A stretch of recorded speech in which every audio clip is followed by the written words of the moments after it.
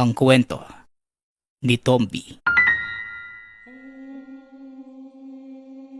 Ang kwentong ito ay hango sa totoong buhay. Mula ito sa isa nating tagapakinig. Karanasan ito ni Alton. Walang eksaktong taon.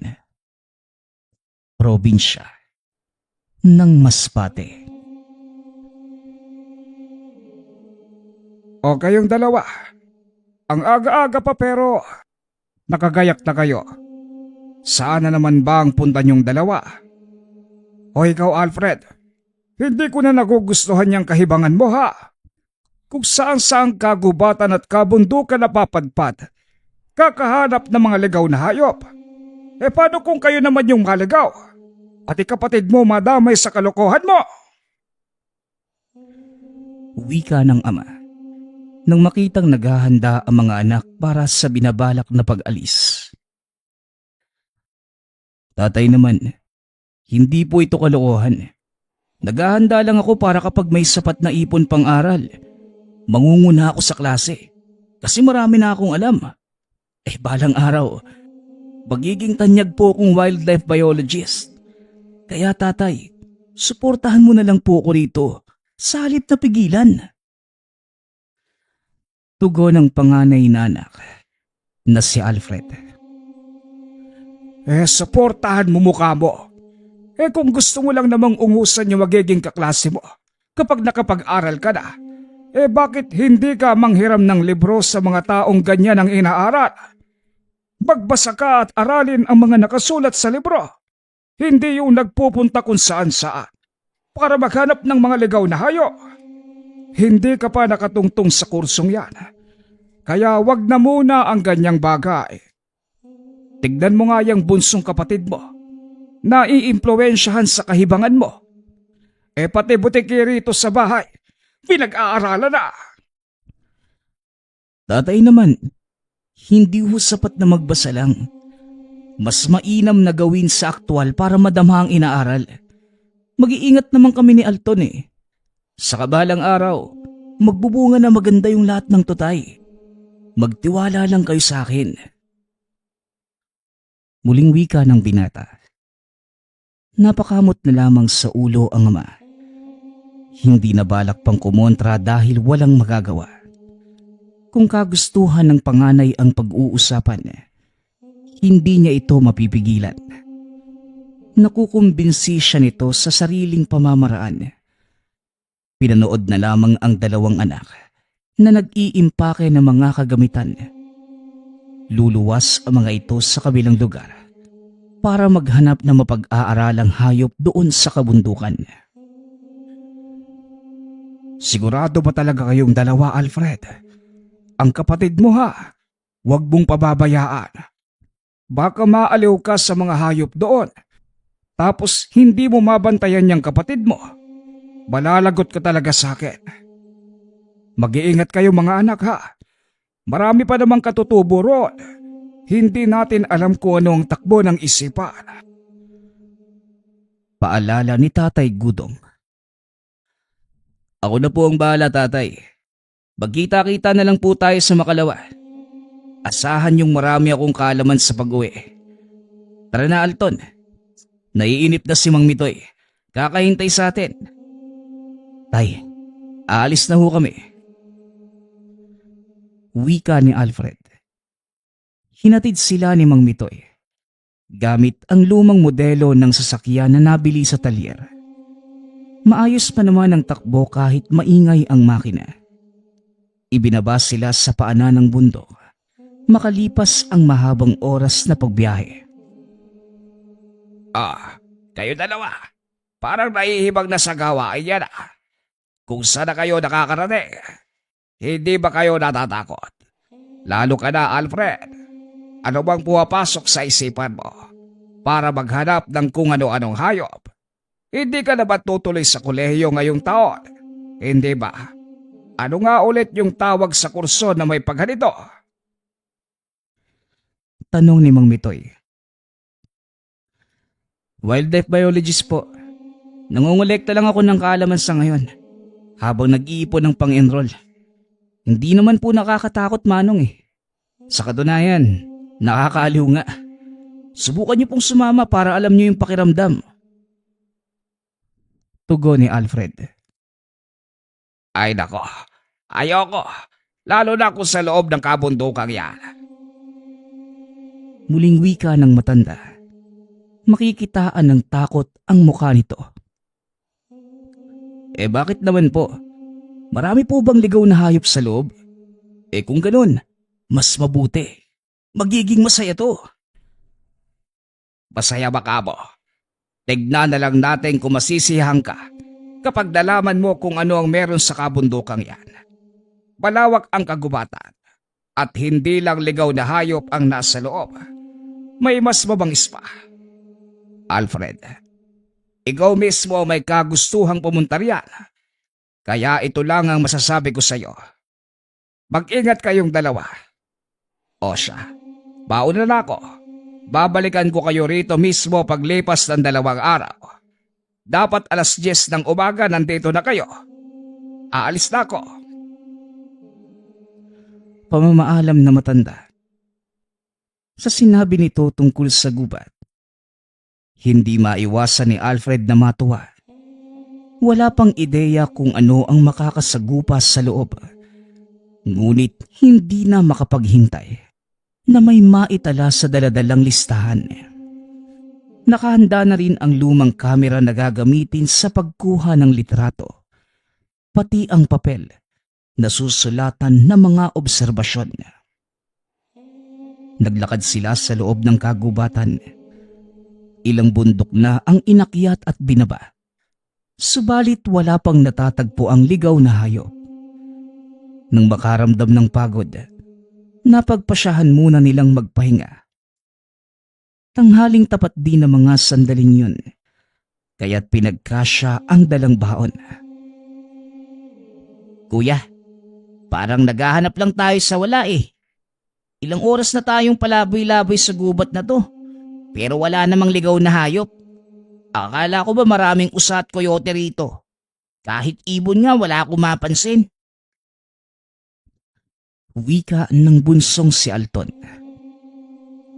Alton, ang ganitong gawain, kinakailangan na mahabang pasensya. Maghintay ka lang, dahil mamaya sigurado kung meron tayong makukuha sa kabundukan to. Balay natin, may madiskubre tayong pagkakaguluhan ng lahat. Tugon ni Alfred. Pagkakaguluhan ng lahat? Iyan naman yung palagi mong sinasabi. Ilang bundok at gubat na yung pinuntahan natin. Mga ordinaryong hayop lang yung natatagpuan. Tapos dito, mukhang wala pa tayo mapapala. Ay nako, ikaw naman masyado kang mainipin eh. Kalmahan mo lang, Alton. Matuto kang maghintay. Dahil dyan lumalabas ang magandang resulta. Muling wika ni Alfred. Nakangiti pa ito habang hinahanda ang kamera at iba pang mga kagamitan. Bahala ka nga dyan, kuya. Maglalakad muna ako. Aaliwin ko lang yung sarili ko. Bumalik ka agad ha. Huwag ka masyadong lumayo. Baka mahirapan akong hanapin ka. Malawak pa naman yung lugar na to. Hoy! Hoy Alton! Yung batang yun talaga hindi nakikinig ah. Wika ni Alfred. Naglakad si Alton sa kahit saang direksyon niya ginusto. Tahimik ang kagubatan. Walang naging sagabal sa paglalakwat siya. Marami itong kinalikot lalo na ang mga bulaklak at halaman na unang beses pa lamang nakita. Kung mga halaman at bulaklak na lang kaya yung balingan ni Kuya Alfred, mas may mapapala pa siya kasi. Ang gaganda ng mga to. Wika ni Alton. Habang tinitignang mabuti ang mga pinitas na bulaklak at halaman. Naupo ito sa tabi at pinagkabalahan ang mga yun. Ilang sandali pa ang lumipas. Napansin niya ang kaluskos sa hindi kalayuan. Naagaw ang atensyon, kaya't dahan-dahang lumapit upang alamin. Malayo pa ngunit nakakamoy na ito ng masangsang. Nang ilang metro na lamang, hindi na tumuloy si Alton nang makita ang isang kakaibang aso. Mas malaki ito kumpara sa asong kalye. Nanlilisik ang mga mata, nakalabas ang mga pangil, naglalaway, nakatayo ang buntot pati na ang mga tenga. Umaangil at nakahandang umatake anumang oras. Hindi na hinintay ni Alton na kumilos ito. Kumaripas na siya ng takbo pabalik sa direksyon ng kapatid. Kuya! Kuya! May kakaibang aso roon. Kakaiba siya na parang hindi normal. Parang... Basta, hindi ko mailarawan. Nakakatakot yung itsura niya, kuya. Wika ni Alton. Kakaiba? Aba, ayos yan ah. San mo nakita, Alton? Puntahan natin.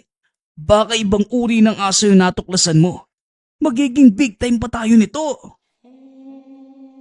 Tugon ni Alfred. Dali-daling inihanda ang mga kamera para makakuha ng litrato. Kuya, sira ulo ka ba? Parang ang halimaw tapos pupuntahan mo pa. Kuya Alfred naman, hindi na maganda yung kutob ko sa lugar na to. Yun palang aso eh, masama na yung pakiramdam ko. Umuwi na lang tayo. Alton, normal lang yung mabigla o magulat kapag nakakita ng bagay na kakaiba. Kumpara sa araw-araw mong nakasanayan, malay natin, ibang klase ng aso yun. Tara na. Nasaan ba yung daan? Bahala ka nga kuya. Tama nga talaga si tatay. Nahihibang ka na nga. Ilalamon ka na ng sistema sa ginagawa mo. Pati nakakatakot na nilalang, binabalak mo pang kunan ng litrato. Alton, kung makapagsalita ka parang ako yung bunso sa atin ah. Naninigaw ka pa ngayon.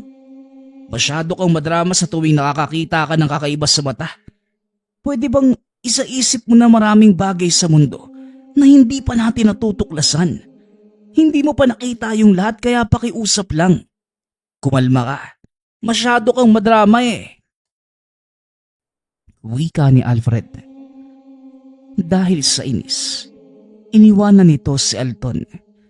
Dumiretso sa itinuturo nitong lugar kung saan nakita ang sinabing aso. Pagkarating doon, hindi na nakausad nang makita itong nakaabang. Katulad ng kapatid, napakaripas din ito ng takbo dahil sa takot. Alton, takbo! Dalian mo! Tumakbo ka na! Lintik na to, halimaw nga!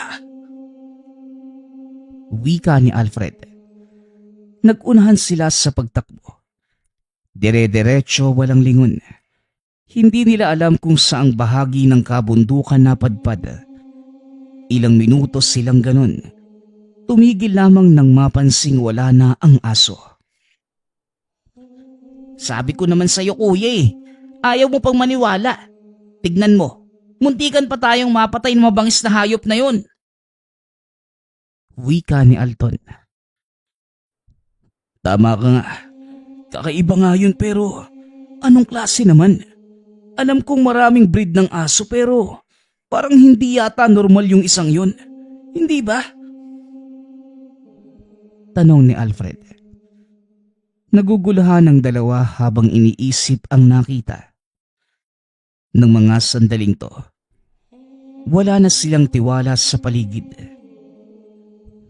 Nako, malapit nang lumubog ang araw. Kailangan maghanap tayo ng pansamantalang matutuluyan. Tumayo ka na dyan, Alton. Subukan nating makiusap doon. Wika ni Alfred. Itinuro niya ang iilang barong-barong na nakita sa hindi kalayuan. Lumapit ang magkapatid. Ngunit hindi itinuloy ang binabalak na makiusap ng pansamantalang tulugan. Dahil sinalubong ng itak ng isa sa katutubo. Hindi sila maintindihan kung bakit pero dahil sa kilos, lumayo na lamang ang mga ito.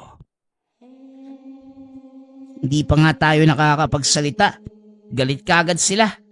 Isa na tayo hahanap na matutuluyan niyang kuya. Hindi pwede rito sa gubat. Baka hindi na tayo sikatan ng araw kapag bumalik yung halimaw na aso na yun. Tanong ni Alton. Subukan nating maghanap doon sa unahan. Baka sakaling may maawa sa atin Tugon ni Alfred. Nagpatuloy sila sa paglalakad. Binaybayang maliit na daan sa paanan ng bundok hanggang sa nakita ang nag-iisang bahay sa bandang yun. Sinubukan ni Alfred na tawagin ang may-ari, ngunit masyadong tahimik ang paligid. Kuya, pumasok na lang kaya tayo.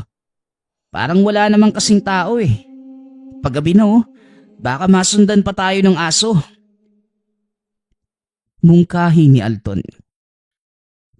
Hoy Alton, hindi pwedeng basta nalang pasukin ang bahay. Maghintay na lang kaya tayo dito sa labas. Baka mamaya, uuwi din yung may-ari. Mapagkamalan pa tayong magnanakaw. Tugon ni Alfred. Naghintay na naghintay ang dalawa hanggang sa sumapit na ang gabi. Parehong nakaidlip buhat sa pagod kakalakad at kakatakbo kanina. Nagising lamang nang mapansin ang presensya sa harapan. Kagad nagsitayo. Pagkakita sa isang matandang galit habang may hawak pa ng itak. At sino naman kayong dalawa? Anong ginagawa niyo sa tahanan ko? May binabalak kayo Wika ng matandang lalaki habang nakatutok sa kanila ang hawak na patalim. Manong, kumalma lang po kayo. Hindi kami masamang tao. Sa katunayan, hinihintay talaga namin kayo Ako nga po pala si Alfred. Ito naman po si Alton, kapatid ko. Makikiusap lang sana kung pwede bang makituloy muna sa inyo Aalis din naman kami bukas ng umaga. Tulugan lang talaga yung kailangan namin ngayong gabi. Pagpapaliwanag ni Alfred. Ay nako, may naligaw na naman. Ang tigas ng ulo ng mga tao ngayon. Hindi. Maghanap kayo ng iba. Hindi ako tumatanggap ng kahit na sino. Tugon ng matanda. Lagot na. Sana tayo nito, kuya? Sabi ko na nga ba hindi magiging maganda yung paglalakbay na to Bakit ba kasi naisipan mong 2 araw tayo rito? Dati naman, umuwi naman kagad tayo pagsapit ng hapon Wika ni Alton. Alton, pwede bang wag mo kong sisihin? Oo na, kasalanan ko. Pero wala namang nakakaalam na mangyayari yung ganito. Kung alam ko lang, hindi na tayo tutuloy. Tugon ni Alfred. Muling kinumbinsi ng binata ang matanda. Hindi na nila naisipang lumakad dahil masyadong madilim ang paligid. Natatakot din sa ideyang muling makasalubong ang aso kanina. Ilang oras na ang lumipas ngunit hindi sila pinapapasok. Manong, meron ho kaming pagkain dito. Mukhang panis na yata yung kinakain nyo Meron ditong tinapay. May kape ako. Tapos adobong manok. Papasukin nyo na ho kami, Manong. Pagmamakaawa ni Alfred. Sinubukan niya itong palambutin gamit ang pagkain. Napansin niyang nangangamoy na ang kinakain ito. Bukas ang bintana kung saan nakaharap sa lamesa. Kaya kitang-kita ngunit hindi bumigay ang matanda. Hanggang sa napagod na lamang kakakumbinsi si Alfred. Kahit anong gawin niya, ayaw pa rin silang patuloyin. Ang ginawa na lamang ay naglatag ng tela sa tabi ng tahanan at doon nahiga. Kuya, sigurado ka ba dito? Kahit may kasama mga taga rito, nakakabahala pa rin kasi nasa labas lang tayo Paano kung biglang umatake yung asong halimaw? Madali tayong malalapa talaga. Wika ni Alton. Kung sakaling lilitaw man yung halimaw na yon, sigurado kong hindi tayo pababayaan na matandang yan. Sa tindig niya, pakiramdam ko siya yung tipo na hindi babaliwalain yung mangyayari sa paligid eh. Parang sanay rin siyang humawak ng patalim kaya ligtas tayo dito, Alton. Tugon ni Alfred. Ang totoo, hindi niya sigurado ang sinasabi. Ngunit dahil wala nang ibang mapupuntahan, ito na lamang ang inisip. Kanya-kanya sila sa pagtalukbong ng kumot dahil maginaw ang paligid ng mga oras na yun. Hanggang sa ilang oras pa ang lumipas, damang-dama na ni Alto na merong umaaligid sa kanila. Pinagpapawisan ito ng malamig. Hindi makakilos sa kinalalagyan. Nang madinig ang eksaktong pag-angil ng asong halimaw kanina. Gusto mang kalabitin ang katabing kapatid. Ngunit hindi magawa dahil natatakot kumilos. Hindi nagtagal napansin na lamang na may gumagalaw sa paanan. Nandahan-dahang tignan bumungad ang isang aswang. Dito na siya nakasigaw. Naalimpungatan si Alfred at kagaya nito, napasigaw na rin. Dali-dali nilang pinigilan ang akma nitong pagkagat. Dumampot ng kahoy sa tabi si Alfred.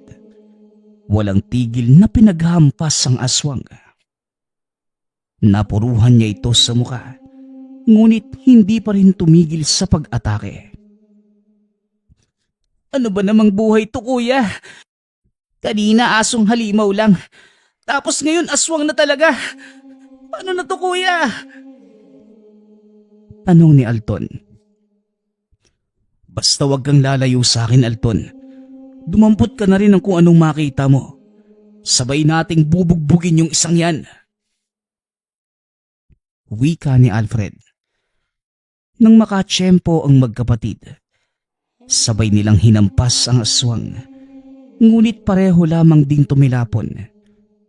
Natigilan matapos magtamo ng sugat sa iba't ibang bahagi ng katawan. Patuloy silang pinagkakalmot ng aswang. Sa tingin niyo ba, madadaan sa paghampas ng kahoy ang aswang na yan? Inako, mga loko-lokong bata. Kung hindi kayo pumarito, wala sanang problema ngayon. Tabi! Wika ng matanda sa loob ng tahanan.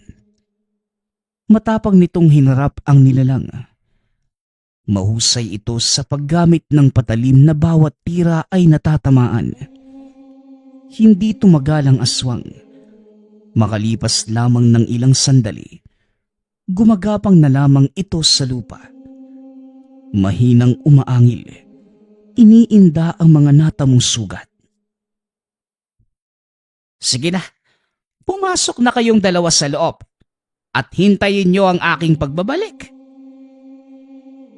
Wika ng matanda. Sumunod naman ang magkapatid. Hinatid ng tingin ang matanda na hila-hila papunta sa kahawyan ang nanghihinang nilalang.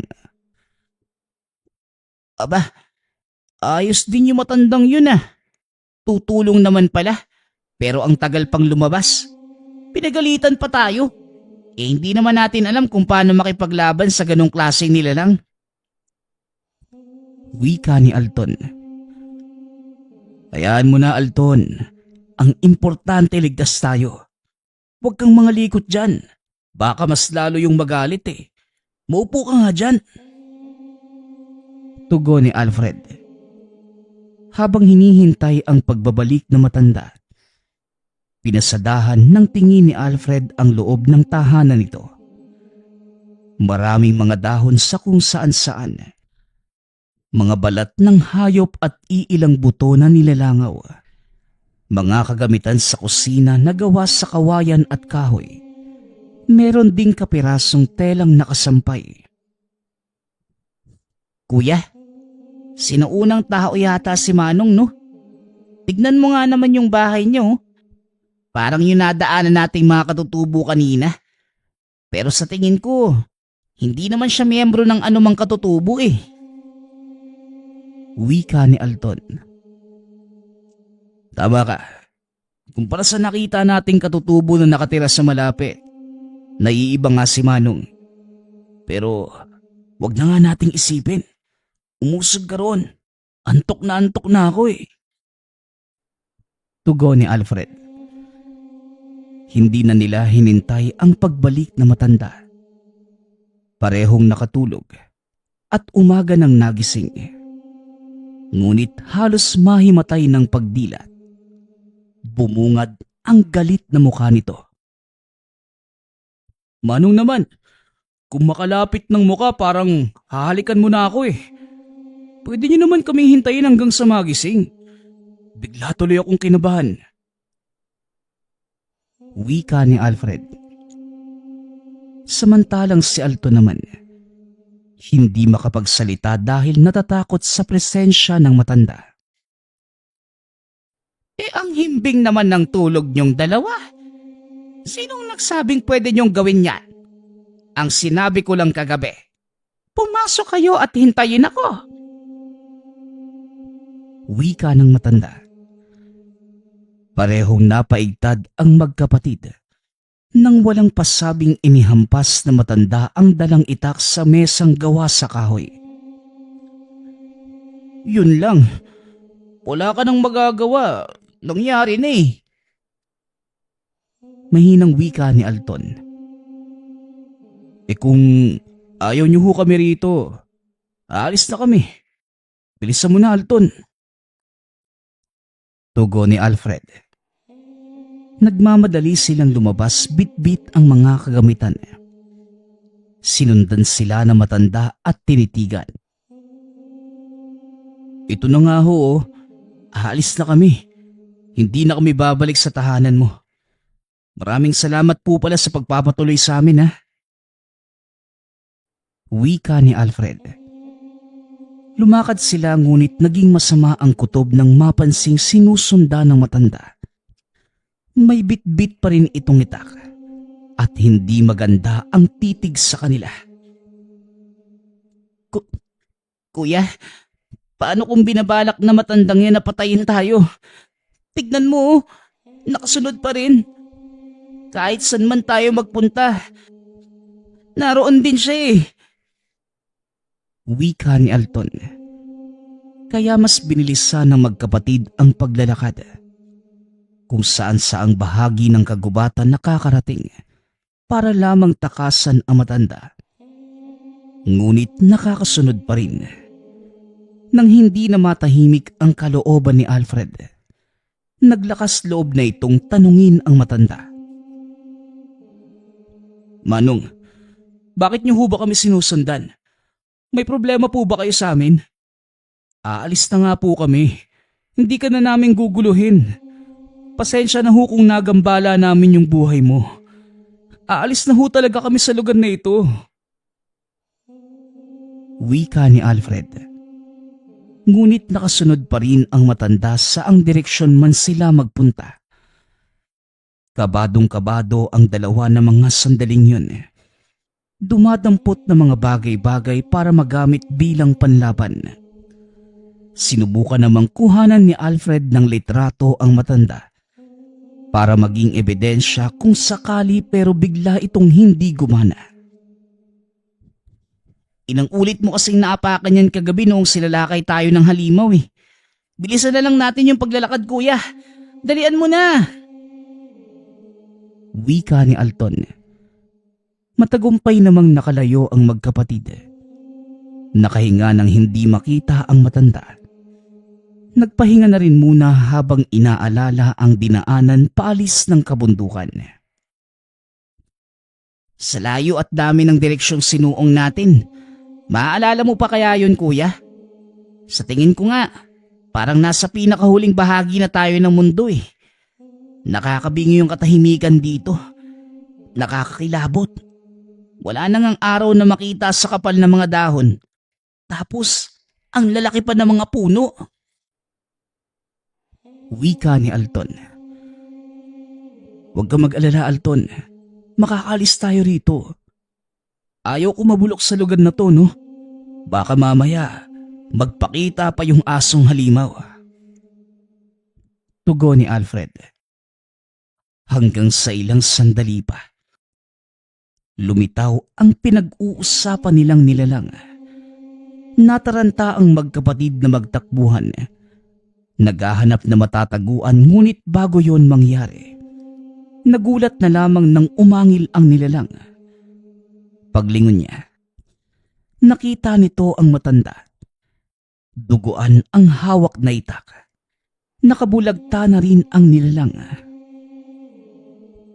Aalis pero nandito pa rin kayo. Hindi magtatagal. Magiging libingan yung dalawa ang bundok na ito.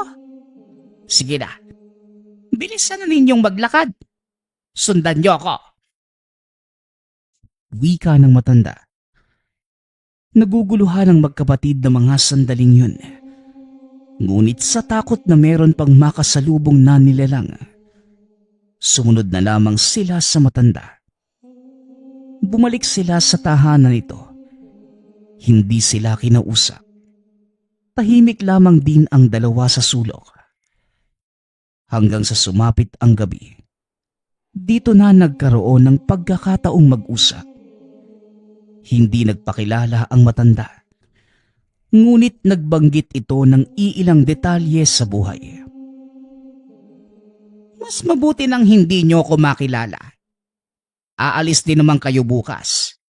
Hindi ko pa alam anong pumasok sa isip niyong dalawa para pumarito ng walang sapat na dalang pangontra. Hindi lamang mga ligaw na hayop ang nandito sa lugar. Hindi lang mga katutubong mahirap pakisamahan. Meron pang mas mabangis na kayang pumatay ng buhay. Ang asong nakikita nyo ay isang aswang.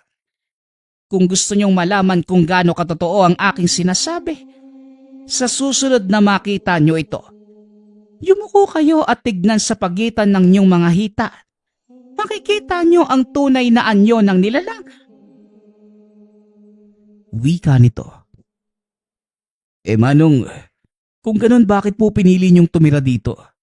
Saka parang hindi ka naman po nabibilang sa mga katutubo Sa kilos, pananamit, at pananalita na iiba na sa kanila.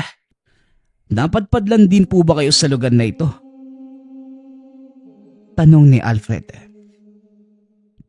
Oo, maraming taon na ang nakalipas noong may nangyari sa aking pamilya. Isa kong manunugis ng aswang. Pero dumating sa puntong ako ang tinugis ng mga nilalang. Inubos ang aking pamilya. Hindi ako tinigilan kaya napagpasyahan kong lumayo at mamuhay sa lugar na ganito. Kahit dito meron pa ring pupuksain. Tugon ng matanda. Kapag po ba isang manunugis ng aswang, hindi nasusugatan? Nakita ko po kasi kung paano kayo inatake ng aswang kagabi. Pero wala naman kayong sugat kahit galos man lang. Oo, kapag meron kang anting-anting o mutya o medalyon, ito ang mga bagay na magpoprotekta sa isang manunugis. Isang halimbawa ang tangan kong ito. Ang mutya ng batoo mo. Sagot na matanda sabay turo sa palawit ng kwintas. O siya, masyado na kayong maraming nalalaman tungkol sa akin. Hanggang dito na lamang. Maghanda na kayo sa pagtulog. Bukas na bukas kailangan makalis na kayo bago pa may mangyaring masama. Dagdag na matanda. Pinutol nito ang usapan dahil ayaw nang magbahagi ng tungkol sa buhay. Makalipas ang ilang sandali, naalimpungatan si Alfred nang biglang makaramdam ng kakaiba sa paligid. Merong mga kaluskos mula sa labas. Sa pagtataka, sumilip ang binata at nakita ang asong halimaw. Naalala niya naman ang sinabi ng matanda kanina. Yumuko ang binata. Tinignan ito sa pagitan ng mga hita.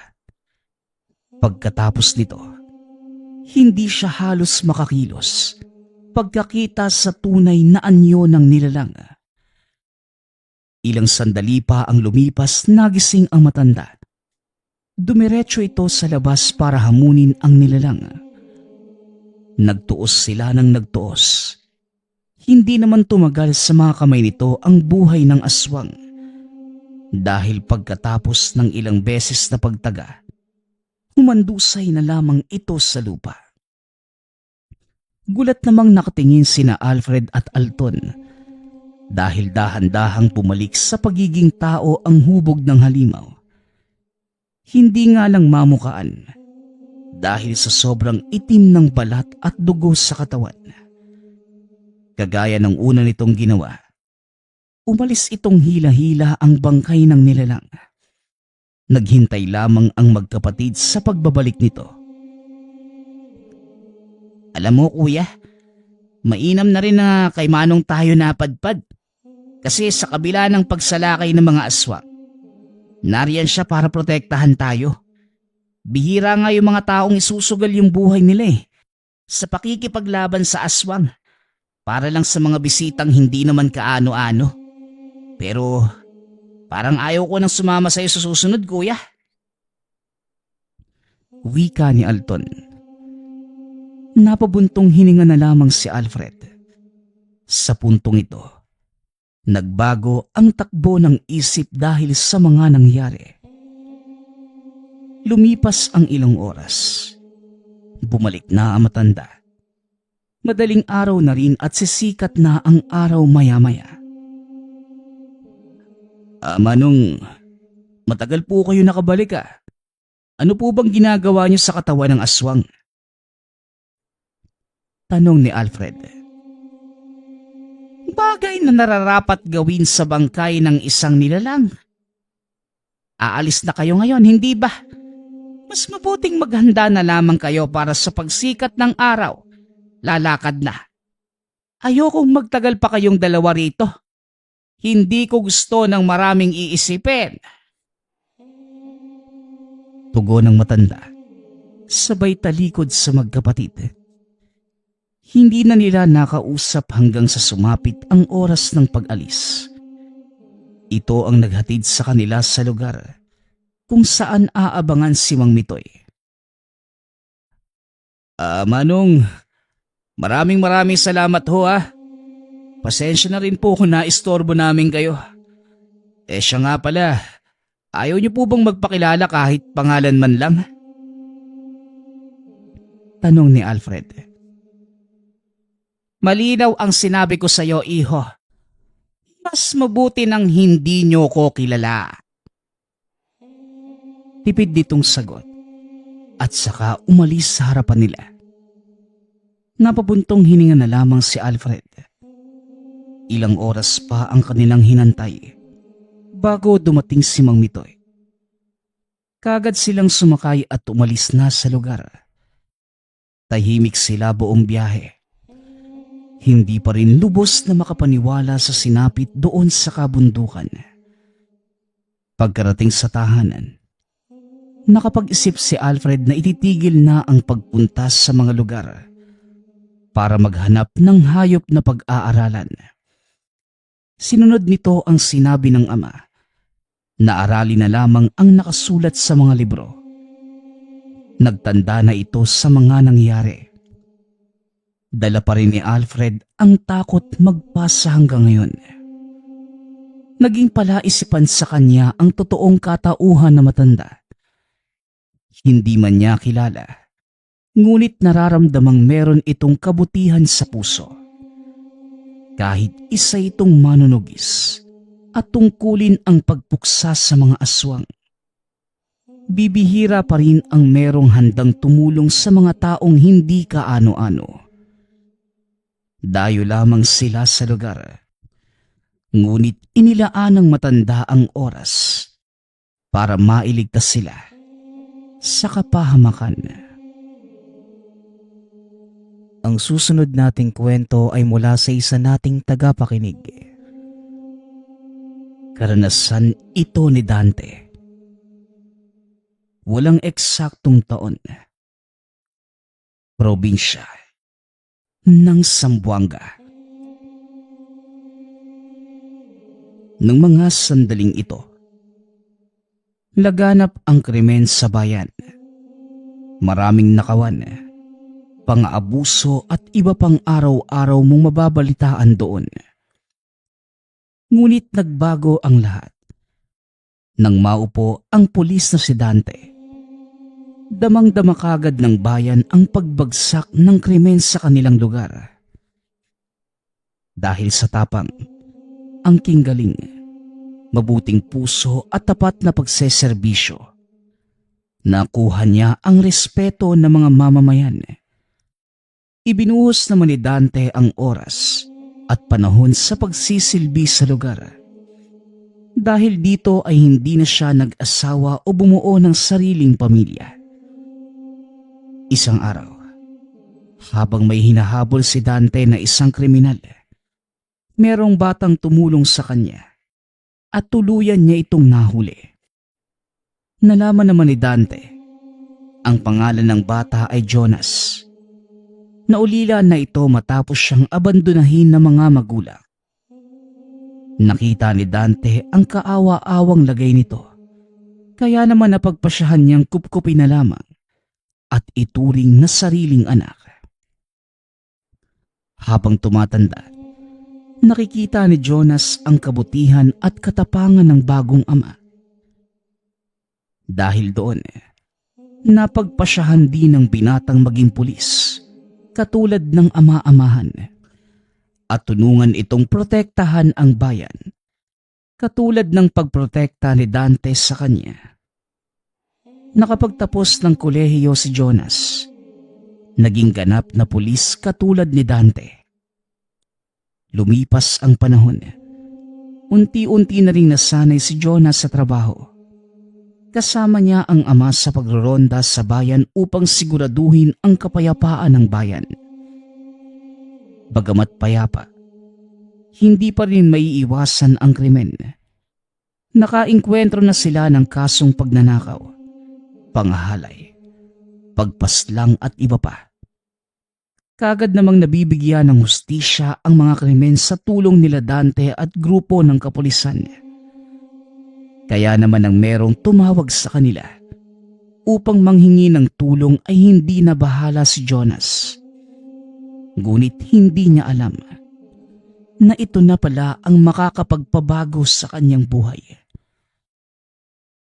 Tay, meron hong tumawag sa kabilang barangay. Kung pwede daw po, bilisan natin. 3 bangkay na po yun natagpuan. O sige na.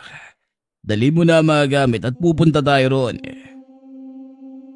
Tugon ng ama. Nang makarating ang dalawa sa lugar, naroon na ang ilan sa mga kasamahan. Mukhang normal na kasong pagpaslang ito. Iimbestigahan pa namin ang lugar. Pero sa ngayon, kayo na muna Dante ang bahala sa saksi ha. Wika ng kaibigan at katrabaho. Si Marcus, sabay turo sa isang babae. Tuliro ito at kung ano-ano ang pinagsasasabi. O sige Marcus, gawin ang bahala. Tara na Jonas, kunin mo na yung saksi at dadalhin natin siya sa istasyon. Utos ng ama. Dali-dali silang umalis sa lugar. Pagkarating sa istasyon, sinabi ng babae na kinabukasan na lamang siya makikipag-usap dahil hindi pa niya tanggap ang nangyari sa mga kaibigan. Kinabukasan ng umaga, pumasok na sa isang silid si Dante at ang babae. Kumuha si Jonas ng papel upang maging saksi sa pag-uusap ng dalawa. Una sa lahat, alam kong sariwa pa sa mga alaala mo ang pangyayari at alam ko rin gusto mong mabigyan ng hustisya ang mga kasama mo. Pero para makuha natin yung hustisyang yan, kailangan namin ng kooperasyon mo. Ano nga palang pangalan mo, Iha? Bea ho. Mahinang sagot nito. Maraming salamat sa kooperasyon mo, Bea. Pwede mo bang sabihin sa amin kung ano bang nangyari? Saan ba kayo galing? At bakit sila napaslang? O meron ka bang ideya kung sino ang pumatay sa kanila? Chief, napakabilis po ng mga pangyayari. Kasama ko ho silang tatlo. Mga kaibigan ko. Nag-uusap lang kami nang merong lalaking lumapit sa amin. Sobrang bilis po ng pangyayari. Nagulat na lang kami nang bigla niyang atakihin yung isa sa mga kaibigan ko. Nagtakbuhan na kaming lahat hanggang sa ako na lang yung natira.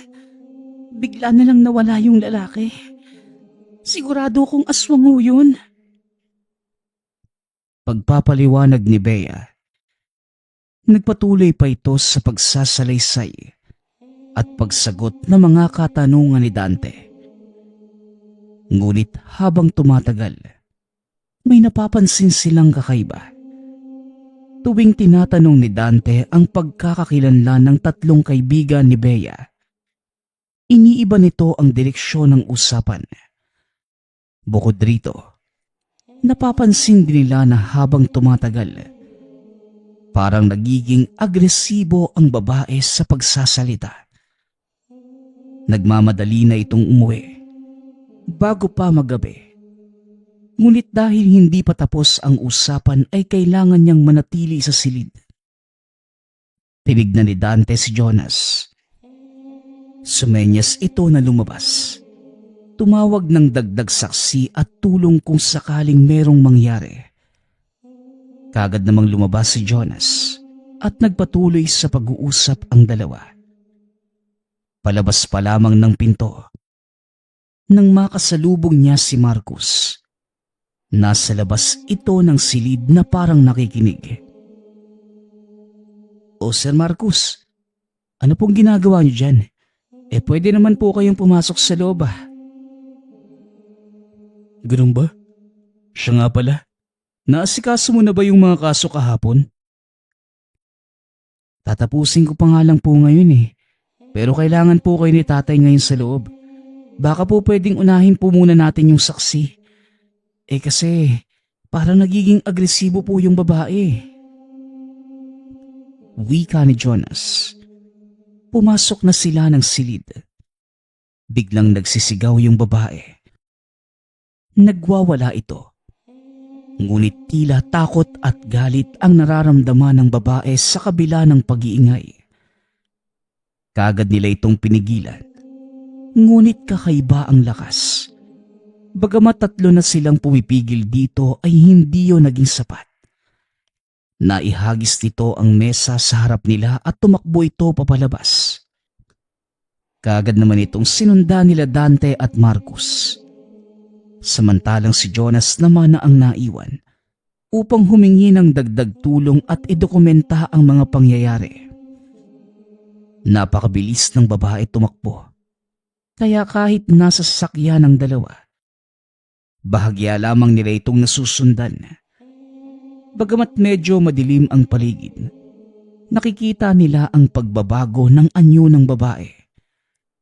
Unti-unting umitim ang balat. Humahaba ang mga braso at binti hanggang sa hindi na maging tao ang itsura. Napakapayat at haba ng kamay at paa. Matatalas ang mga ngipin at nakadapa na ito maglakad na parang hayop. Napatigil sila Marcus at Dante sa pagsunod. Nagulat sila sa nakita at parang hindi makapaniwala. Nagtinginan ang dalawa at nanguna na si Dante. Dahan-dahan niyang nilapitan ang nilalang. Ngunit tumakbo ito papalayo. Kitang-kita sa kilos at pananalita ni Marcus na gusto na nitong umalis. Ngunit para kay Dante, kailangan nilang sugpuin ang nilalang bago pa dumami lalo ang mabiktima nito. Wala na yung halimaw, Dante. Tingin ko, isa nga yung aswang. Umuwi na muna tayo bago pa yung bumalik ulit. Wika ni Marcus. Yun na nga baka bumalik yung aswang at mas dumami pa lalo yung mga biktima niya. Kaya pala hindi niya mabanggit kung anong pangalan ng mga kaibigan niya. Mga biktima lang pala niya yon. Tugon ni Dante. Nagpatuloy ito sa paghanap. Makalipas ang ilang sandali, nahanap na nila ang aswang. Kaagad itong binaril ni Dante, ngunit hindi ito tumigil sa pagsugod sa kanila. Nakipaglaban si Dante sa nilalang samantalang si Marcus naman nanginginig sa takot at hindi makakibo. Ano ka ba, Marcus? Magpakalalaki ka nga at gawin mo ang trabaho mo. Tayo ang tagaprotekta ng bayan. Huwag kang tumunganga lang dyan. Ikaw ang may gusto niyan, pare. Sinabi ko na sa'yo na umuwi na tayo. Pero inuna mo pa yung kayabangan mo at pagmamataas mo. Pagod na ako na palagi kang pinupuri ng iba. Samantalang hindi nila nakikita na kung hindi dahil sa amin, wala ka sa kinalalagyan mo ngayon. Huwag kang mag-alala, pare. Papatayin ko yung aswang. Pagkatapos niya sa'yo. Tugon ni Marcus. Hindi makapaniwala si Dante sa revelasyon na ganun pala ang tunay na kulay ni Marcus. Samantalang si Jonas naman, kaagad hinanap ang ama at si Marcus. Habang si Dante naman, natagalan dahil nilalabanan pa rin ang aswang, kung saan-saan sila napapadpad, habang si Marcus ay nanonood lamang sa kanila. Nang madinig ni Jonas ang pagputok ng baril, natunton niya ang lokasyon ng dalawa. Habang papalapit pa lamang si Jonas upang tumulong, nagulat ito nang makita ng mismong dalawang mata na binaril ni Marcus si Dante. Ay, pasensya na, Dante. Hindi ko sinasadya. Pero maganda na rin na mawala ka na para hindi na lumaki pa yung ulo mo. Paalam. Wag. Sinubukan pa ni Jonas na pigilan ang pangyayari. Ngunit huli na ang lahat. Natamaan na sa dibdib ang ama at kagad itong namatay. Jonas, maniwala ka. Aksidente lang yung lahat. Malikot kasi si Dante kaya siya yung Sinungaling ka. Narinig ko ho yung lahat. Nadinig ka namin. Nagdala ako ng mga kasama at nakita namin ang lahat. Hinding-hindi ka namin mapapatawad. Kinasuhan nila ng kasong pagpatay si Marcus. Ngunit kahit nabigyan ng hustisya ang ama, hindi yun naging sapat para kay Jonas. Nawala na ang nag-iisang pamilyang itinuring niya. Kahit habang buhay na mabulok si Marcus sa kulungan, hindi na nito maibabalik ang buhay ng ama. Lumipas ang panahon. Si Jonas ang naging pinuno ng kapulisan katulad ng ama. Ginampanan niya na mabuti ang responsibilidad. Katulad ng ama ay tapat niyang pinaglingkuran ang bayan. Kahit na namatay na ang ama, hindi hinayaan ni Jonas na mamatay ang alaala nito, pati na rin ang mabuting impluwensya sa bayan. Ang tanging paalala lamang ni Jonas sa mga nakikinig, bagamat dapat tayong mag-ingat sa mga aswang, dapat mas maingat tayo sa mga itinuring nating kaibigan. Dahil minsan, mas masahol pa sila sa isang aswang. Nagpapasalamat nga pala ako sa lahat ng sumusuporta sa ating channel. Nawa ay patuloy niyong suportahan at pakinggan ang ating mga kwento. Hanggang sa muling pakikinig. Paalam. Ang kwento ni Tomby. Ang kwentong ito